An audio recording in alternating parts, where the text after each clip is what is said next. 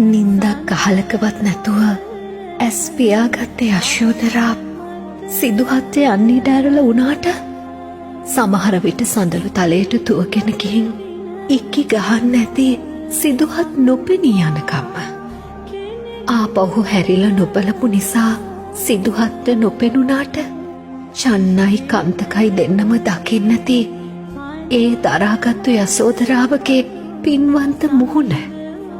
කුමාරයාගේ ආභරණ පපුවට තුරුළු කරගෙන හඬා වැටුණු චන්න පිරිමියෙක් වුණාට ඌල ගන්න ඇත්තෙත් සිහි කර කර යශෝදරා දේවියගේ උතුම් දරා ගැනීම. ඒ දරා ගැනීමට පොළව ගුගුරලා අහස දෙතරලා කම්පා වෙනකොට ඒක හොඳටම දැනෙන්නේ නැත්තේ කන්තකට. කන්තකගේ ලය පැලුණ කිව්වට සමහර විට කන්තකගේ ලය පැලුනේ ආපහු ඇවිත් යශෝදරා දේවියගේ මූණ බලන්න බැරිකමටත් එක්ක වෙන්න ඇති.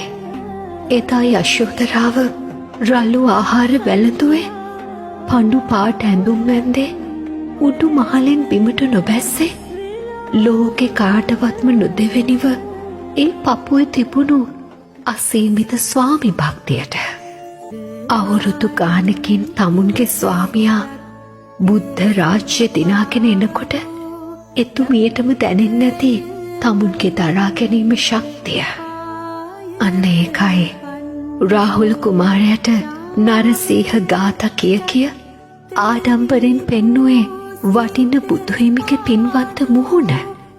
ලෝකෙම නිවන්න ඕනෙ නිසා යශෝදරා දරාගත්ත මිසක ඕනෙ නම් තිබුණා සිදුවත්ගේ උණුහුමේ තනියම නිවෙන්න.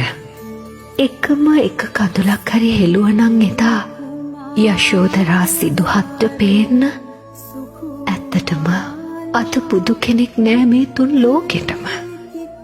විවරණ ගන්න කලියෙන් පිරිමියෙක් බුදු වෙන්න විවරණ දෙන්නයි ඕනේ තමුන්ගේ බිරිඳට යශෝදරාවක් වෙන්න.